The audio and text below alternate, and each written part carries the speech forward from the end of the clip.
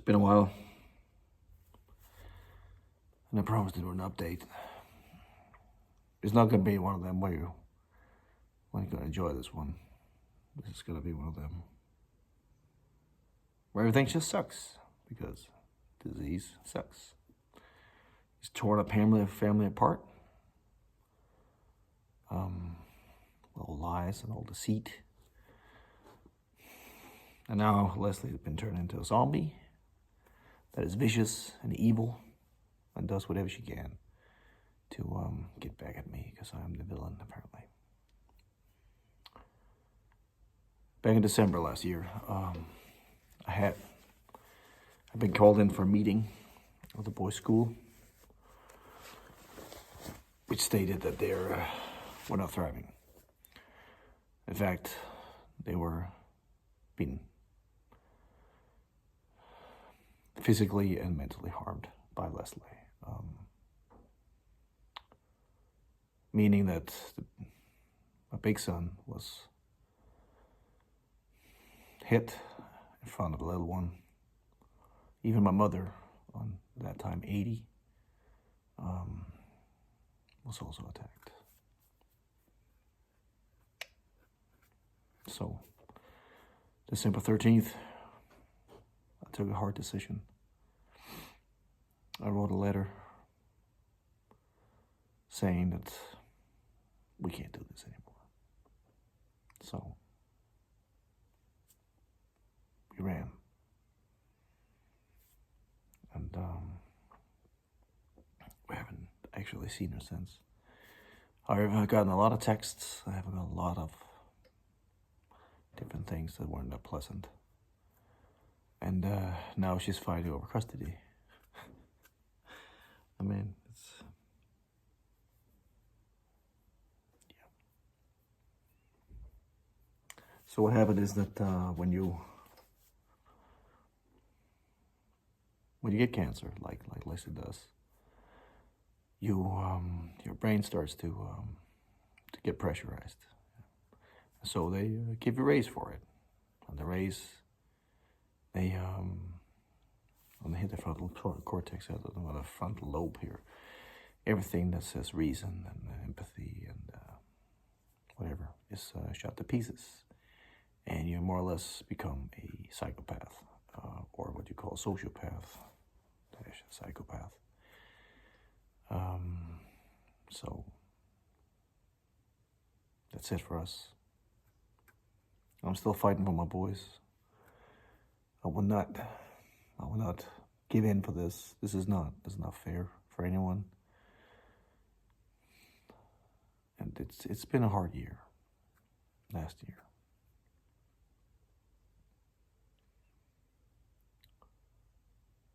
There's no way to say this pleasantly. It's just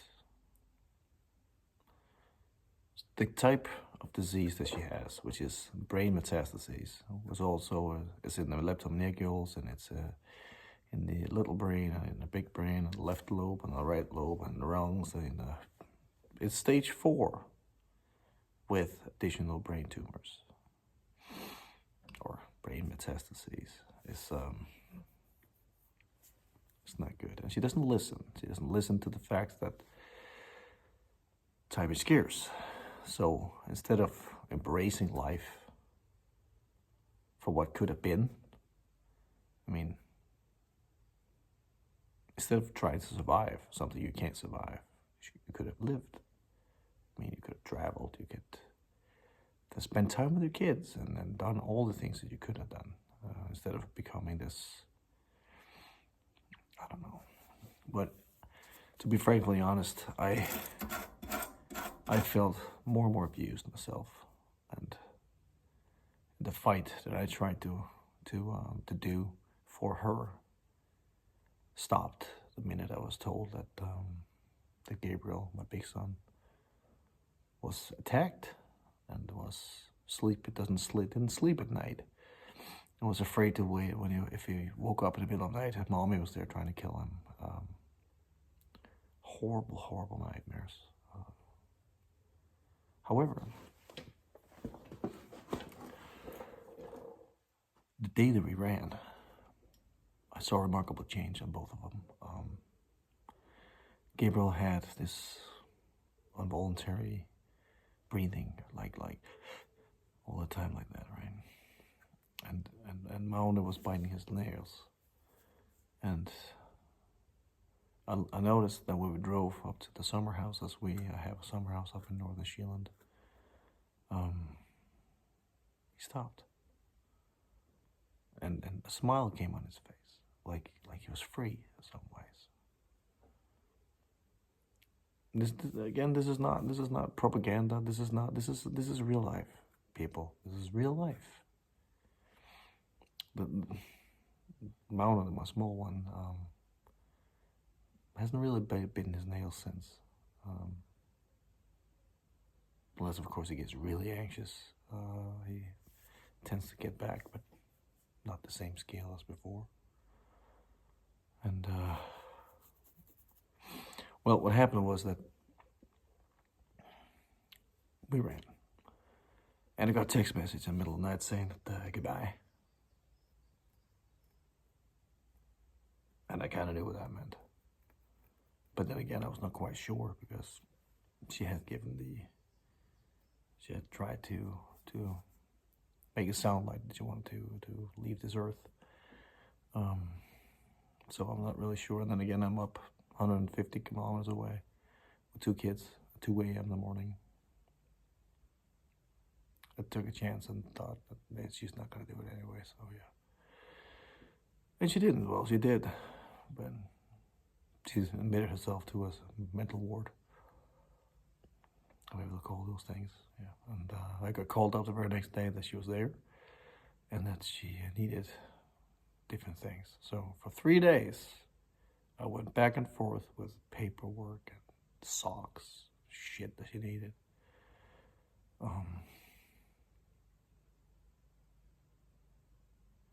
And boys that stayed in the car that never want to leave. And the gap between her and the boys has just grown to it's irreversible.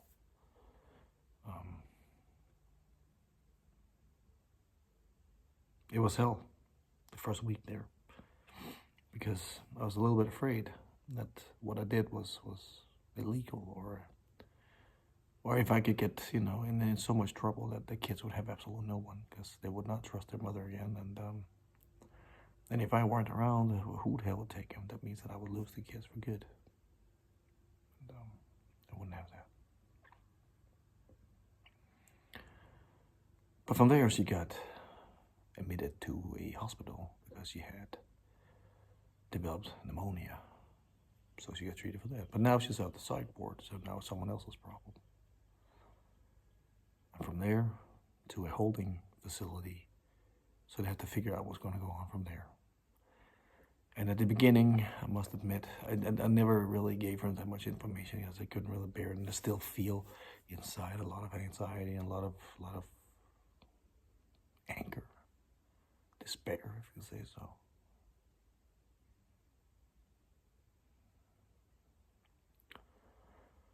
Yeah. However, out of all this came something wonderful too. I met someone. And we've been together ever since. She takes care of me, and I take care of her. And I don't know where the hell I've been without her. I would have probably, the big black hole I was in, they just pulled down and reached me and pulled me back up. I love her so much.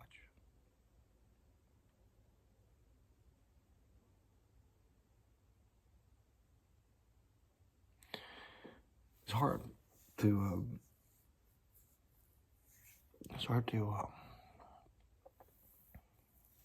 keep it, let yourself go when I feel I have so much I needed to do.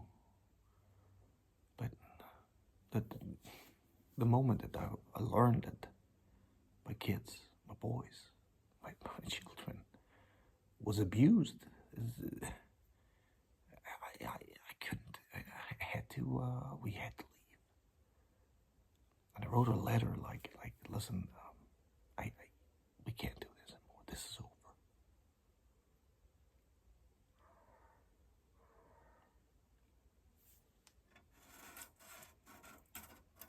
But my love in my life now is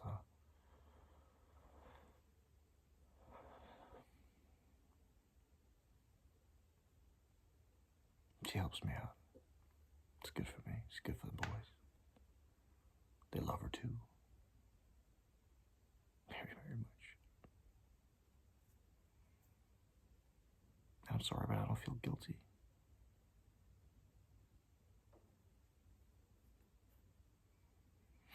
Well, I've, for many years, but for a long time, tried to work with the idea that the boys need to have closure too. I mean, it's inevitable that at one point, unless they won't be here anymore. And at the rate this is going, they really don't. They really don't want to see her. But I also believe it's necessary and a good thing maybe to say goodbye properly for closure, as I just said, right? And so I tried to see if I can, convince them to, well, not convince, but explain to them what has gone on. That this is not mommy. This is a disease that's turned her into a cancer monster, a zombie. I almost had it because at the holding facility, they figured it is time to go to hospice. So she went to hospice.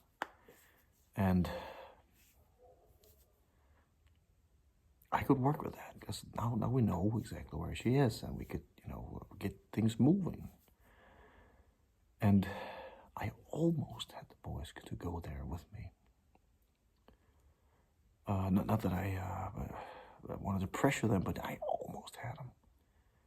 And she either got kicked out or she signed herself out. I'm not sure. I'm not allowed to know anything anymore. I mean, since the day that, maybe even before, I've just checked on the checkbox that I cannot be told anything. There's a law here in Denmark, and we do that. So next of kin will know absolutely nothing about what's going on. But she checked herself out or got kicked out. And my sister, who lives not too far from here, volunteered at an instant because it's like Leslie also knew that he couldn't come home because the boys could not handle it. She knew that. And so she lived with my sister for a while, which was a stone throw from here. But if I showed my boys that she lived very nearly here, they would not go to school. They would not go anywhere that is close to where she was.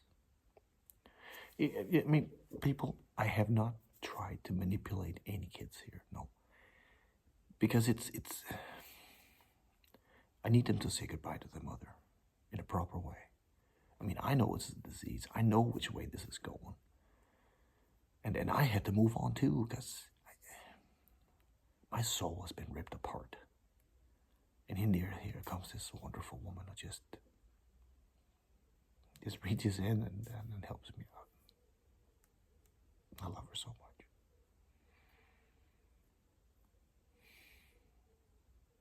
Anyway, a heated debate happened, apparently. And my sister called me frantically and said, you walked out. I figured, well, there's only two ways she can go. One would be here, or second would be, just to walk about. And in the evening, I felt sun was up, and I saw her crossing our fields like a ninja. It sounds crazy, but just like, hiding when she walked, right? And then hiding in a little forest we have back here. And I panicked, because I looked over at Gabriel, the big boy, and I knew that if I didn't do anything and Mom suddenly stood there, he would collapse. It would not be good. So maybe in a panic, I packed them all up in the car and we just went. That's the second time we fled. The day after, we came home again, hoped that maybe the dust has settled and she moved on. And the house has been totally destroyed. Wires been cut. Suicide notes everywhere.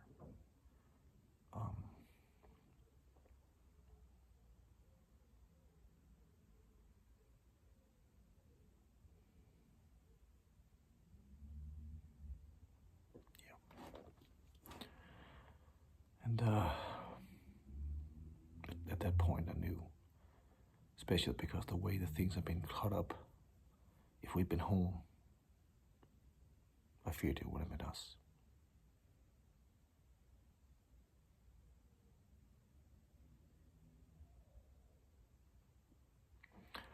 Anyway,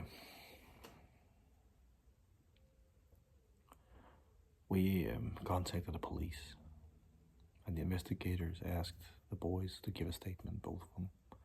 So they did. I had to cooperate and collaborate.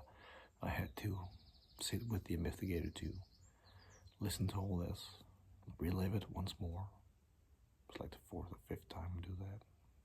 Breaks you up every time. So I did that. Something Denmark called family rights. Also needed to speak to the children, so they did that.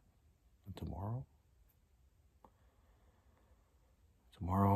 I go for a meeting where I have to face her again. And I really don't want to. I really just want this to end. The last 3 years it's been hell. I just want to move on. I'm tired. I'm worn out. And yes, you're right. I'm not the sick one here, but I fought so hard.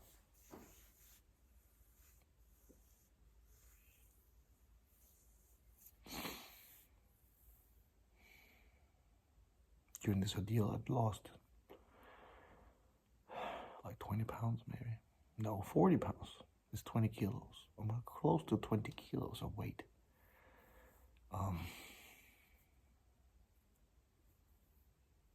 It's been horrible. And there's nothing she can do about it, and nothing I can do about it. It's just, when it comes to the brain that way, it's just, as the oncologist said to her, what you feel, you can't feel the disease you have because that's not where it's placed.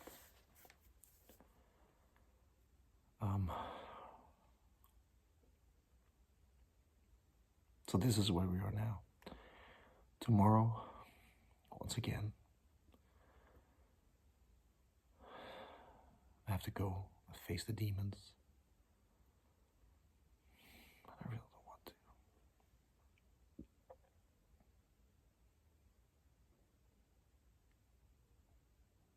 Thank God for Marjorie.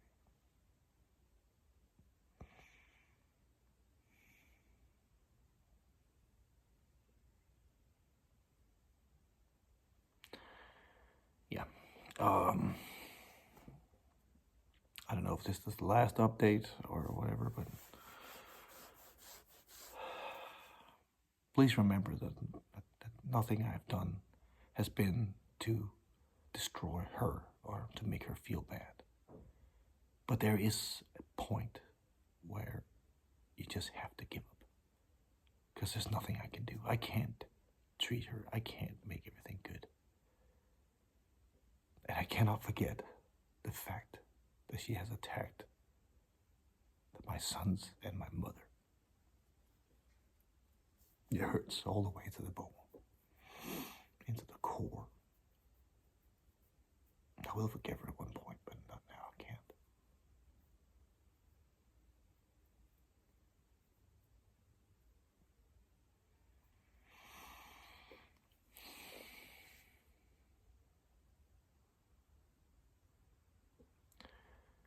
Take care of each other. I'll bring one last update.